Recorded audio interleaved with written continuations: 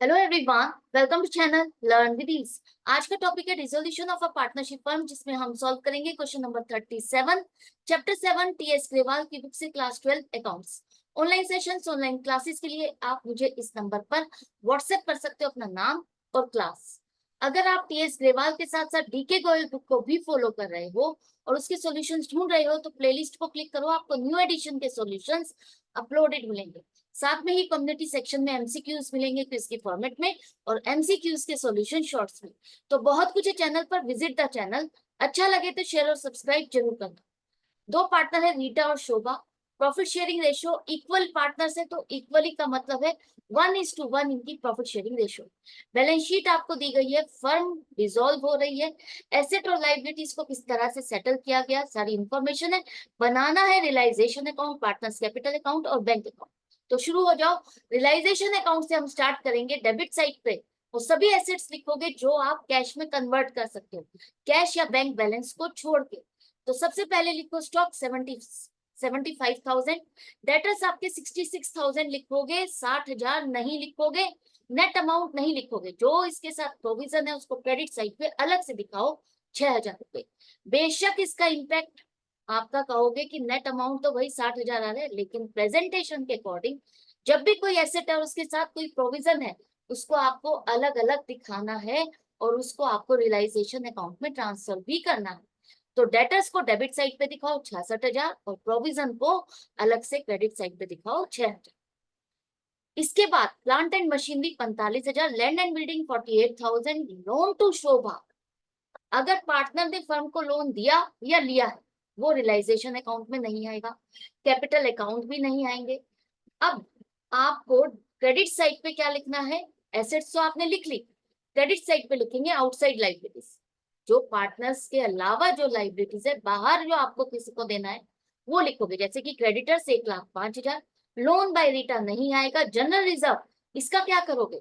इसे आप realisation account में ट्रांसफर नहीं करते, इसे आप पार्टनर्स में डिस्ट्रीब्यूट कर दोगे उनकी प्रॉफिट शेयरिंग रेशियो में 1:1। और रिजर्व है तो उनके capital account credit, capital accounts भी यहाँ पर नहीं आएंगे। अब जो बैलेंस शीट से हमें उठाना था, ट्रांसफर करना था, कर लिया। अब देखते हैं एक एक चीज को। हमारी एसेट को बेचा तो हमें क्या मिला। सबसे पहला लिखा है कि स्टॉक, जो हमारा स्टॉक है 75,000 का, उसका 25% स्टॉक बनता है आपका 18,750 रुपए का।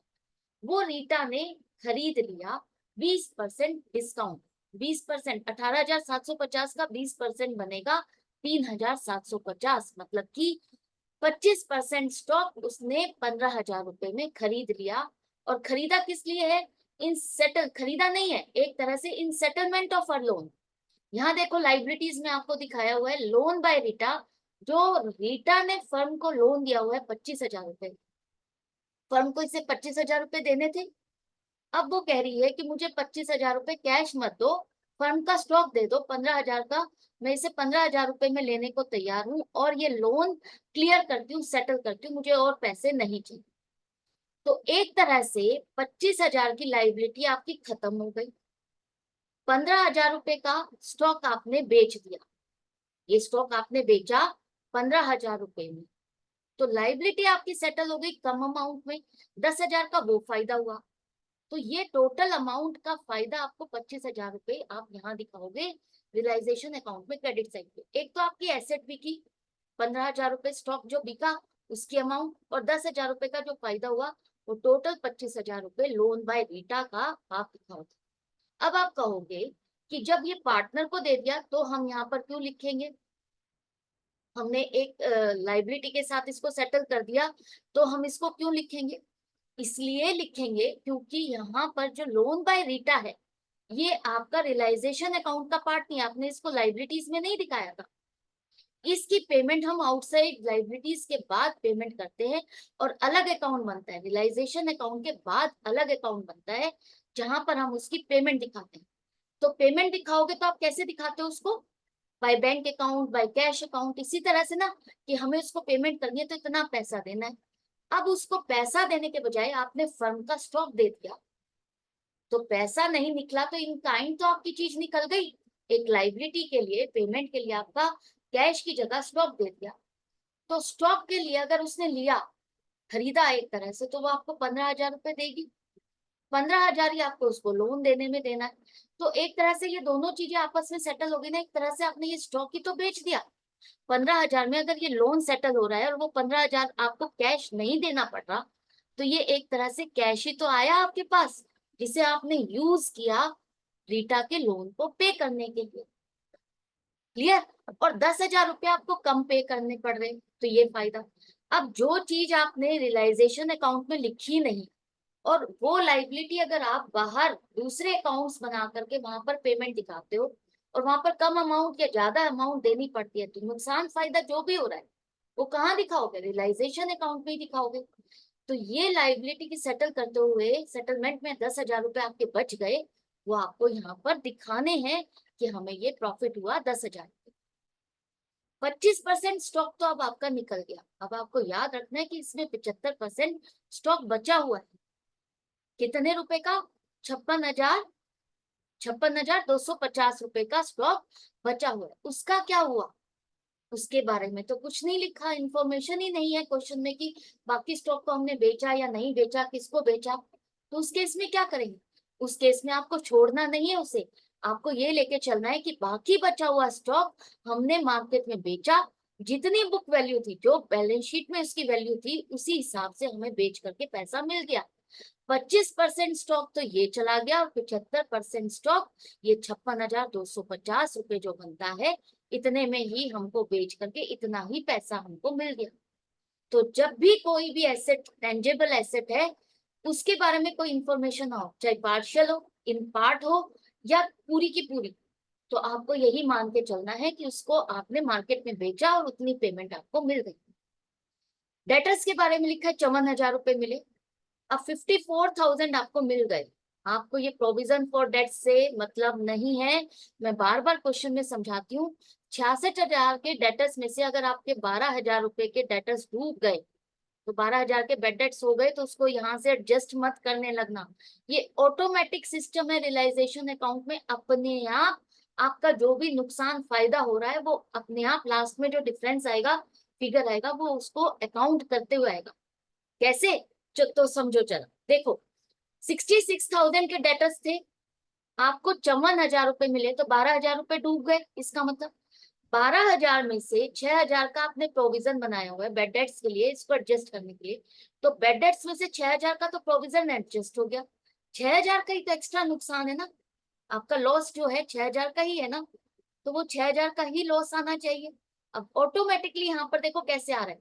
66,000 आपने डेबिट साइड पे लिखा है, और क्रेडिट साइड पे 54,000 प्लस 6,000, 60,000 हो गया। तो ऑटोमेटिकली डेबिट साइड का टोटल 6,000 से ज्यादा है, तो 6,000 का लॉस ही आ रहा है। तो आपको टेंशन नहीं लेनी। रियलाइजेशन अकाउंट बनाते हुए प्रोविजन फॉर डेट्स को भूल जाओ। डेटर्स से जितनी भी पेमेंट आई है, सिर्फ सीधा सीधा उतना लिखो। उसके बाद लैंड एंड बिल्डिंग 1,20,000 में मिल गई। लैंड एंड बिल्डिंग को बेच करके 1,20,000 आपको मिल गए। और अब चेक करो क्या सारी एसेट्स कवर हो गई आपके? देखो, स्टॉक कवर हो गया, डेटर्स कवर हो गए, लैंड एंड बिल्डिंग कवर हो गई, लेकिन प्लांट एंड मशीनरी इसके बारे में कुछ भी नहीं दिया। तो जैसा अभी मैंने बताया था, कोई भी एसेट है उसके बारे में कुछ नहीं दिया, तो आपको यही लेके चलना है कि उसको हमने बेचा मार्केट में और पूरी वैल्यू मिल गई। उसको ऐसे ही नहीं छोड़ देना कि किसी के एसेट के बारे में नहीं लिखा, इसका मतलब हमें इसको बेच करके कुछ मिला नहीं।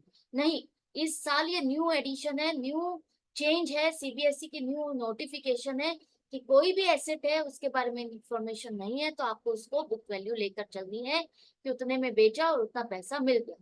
तो टोटल एसेट का पैसा मिला हमको 2,75,250 रुपये। इसके बाद नेक्स्ट लिखा हुआ है कि रीटा ने गुडविल, गुडविल के नाम पर 30,000 रुपए दिए। अब गुडविल आपने कोई एसेट दिखाई हुई नहीं है बैलेंस शीट में, तो एक तरह से ये अनरिकॉर्डेड एसेट समझो कि अनरिकॉर्डेड एसेट को बेचा और आपको इतना पैसा मिला 30,000।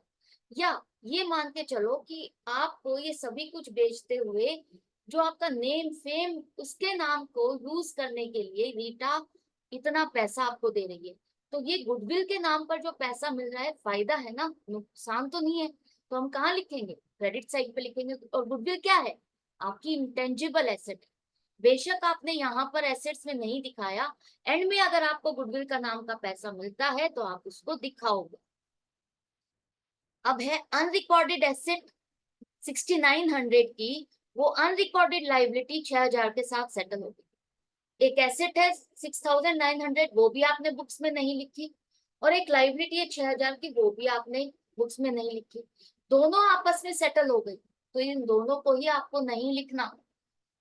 क्योंकि देखो, अगर अनरिकॉर्डेड एसेट जितने में सेटल होती है हम उतना में ही रिकॉर्ड करते हैं, तो वो सेटल 6000 में हो रही है, तो अगर हम लिखते भी हैं तो 6000 रुपए यहाँ लिखेंगे, और लाइबिलिटी को लिखेंगे जितना हमको पे करना था वो भी 6000 यहीं लिखेंगे। तो दोनों जगह पर 6-6 हजार रुपए लिखने से अच्छा है हम उसको ना लिखें। क्योंकि जब भी एसेट, ये भी अनरिकॉर्डेड और ये भी अनरिकॉर्डेड, अनरिकॉर्डेड एसेट और लाइबिलिटी बाहर की बाहर, चाहे कितने भी अमाउंट का डिफरेंस हो, लॉस हो रहा हो प्रॉफिट हो रहा हो, आपको उसको बॉदर नहीं करना। वो बाहर की बाहर 1 लाख रुपए की चीज चाहे 10,000 रुपए में सेटल हो गई है, आपको उससे बॉदर नहीं करना कि ये तो कैसे हो गया, हमें लॉस या प्रॉफिट बुक करना है, नहीं। अनरिकॉर्डेड वो भी है और अनरिकॉर्डेड ये भी है, तो भूल जाओ उसे, उसे हम नहीं रिकॉर्ड करेंगे। उसकी एंड में हमारी रियलाइजेशन क्या वैल्यू है, 10,000 है तो 10,000 ही मिलने हैं ना आपकी, चाहे वो वैल्यू आप लगा के बैठ जाओ 1 लाख रुपए, तो उसका कोई फायदा नहीं है, हम उसे रिकॉर्ड नहीं करें। अब देखते हैं लाइबिलिटीज में। लाइबिलिटीज में लिखा है क्रेडिटर्स को हमने 10% डिस्काउंट के साथ पेमेंट की। मतलब क्रेडिटर्स आपके 1,05,000 थे, तो आपको 10% का डिस्काउंट मिला। 1,05,000 का 10%, 10,500 रुपए कम पे करने पड़े, तो 94,500 की पेमेंट की। रियलाइजेशन का खर्चा आपको करना पड़ रहा है 5,250, खर्चा है, डेबिट साइड पे लिखो 5,250। सब कुछ करने के बाद अब बारी आती है कि हम चेक करें कि हमें प्रॉफिट आ रहा है या लॉस आ रहा है। डेबिट साइड का टोटल ज्यादा होगा तो लॉस होगा, और क्रेडिट साइड का टोटल ज्यादा होगा तो प्रॉफिट होगा। क्रेडिट साइड का टोटल ज्यादा है, हमें प्रॉफिट आ रहा है 1,07,500 रुपए का। प्रॉफिट शेयरिंग रेशियो 1:1 है, तो दोनों पार्टनर्स में बढ़ जाएगा इक्वल रेशियो में। दोनों पार्टनर्स के कैपिटल अकाउंट आप क्या करोगे, क्रेडिट करोगे। Realisation account debit to partners capital account, और एंड में लिखो टोटल। तो ये रियलाइजेशन अकाउंट आपका कंप्लीट हो गया। पार्टनर्स कैपिटल अकाउंट में आ जाओ। लोन बाय रीटा वैसे भी बनाने के लिए नहीं कहा है, loan by Shobha, loan to Shobha ये भी नहीं बनाने को कहा है। अदरवाइज रियलाइजेशन अकाउंट के बाद आप बनाते हो लोन टू शोभा, फिर बनाते loan by Rita. Loan by Rita की पेमेंट हम कर चुके हैं, लोन टू शोभा ये भी रहता है, करेक्ट। तो इसकी पेमेंट का अब आप टेंशन नहीं लेना। उसको बना पार्टनर्स कैपिटल बनाते हुए, पार्टनर्स कैपिटल अकाउंट बनाते हुए अब आपको ये टेंशन नहीं लेनी कि डेबिट बैलेंस आ रहा है या नहीं आ रहा, हम इसको पहले ही सेटल कर चुके हैं। क्लियर? तो अब आ जाओ, ओपनिंग बैलेंस है 90,000 और 30,000। इसके बाद प्रॉफिट आपका था रियलाइजेशन में 53,750, 53,750, जो दोनों पार्टनर्स में हमने बांटा था। दोनों रियलाइजेशन अकाउंट में गुडविल किसने ली थी, टेक ओवर की थी, रीटा ने टेक ओवर की थी ना। 30,000 रुपए उससे लेने थे हमें, उससे पेमेंट नहीं मिली थी, लेकिन वो गुडविल टेक ओवर करी थी। अब फाइनली जनरल रिजर्व जो आपका बैलेंस शीट में बच गया, वो हमने इन दोनों में इक्वल रेशियो में बांटा, 12-12 हजार रुपए ये भी बांट दिया।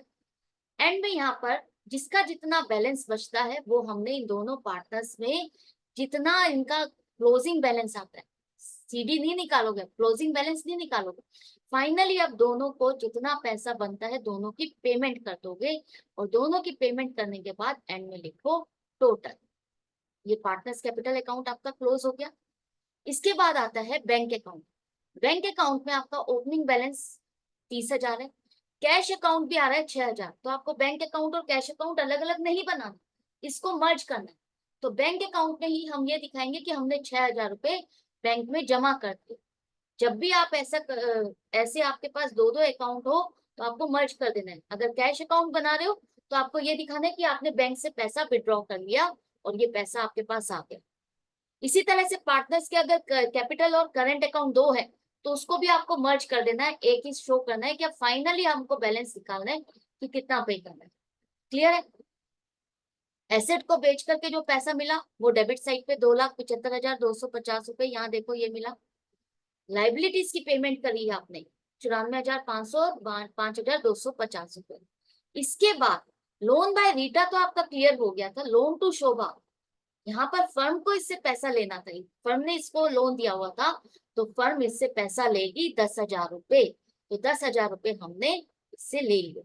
इसके बाद दोनों पार्टनर्स की पेमेंट की, 1,25,750 और 95,750 पेमेंट कर रहे हो तो क्रेडिट साइड पे लिखोगे। अब चेक करो क्या आपका क्लोजिंग बैलेंस आ रहा है, क्लोजिंग बैलेंस नहीं आ रहा तो दोनों साइड का टोटल चेक करो, दोनों साइड का टोटल भी सेम आ रहा है, तो इसका मतलब क्या है, क्वेश्चन आपका करेक्ट है या रॉन्ग? आपका क्वेश्चन बिल्कुल परफेक्टली करेक्ट है, आपने बिना मिस्टेक करे इसको कंप्लीट कर लिया है, टेंशन लेने की बात नहीं है, फुल मार्क्स पक्के हैं।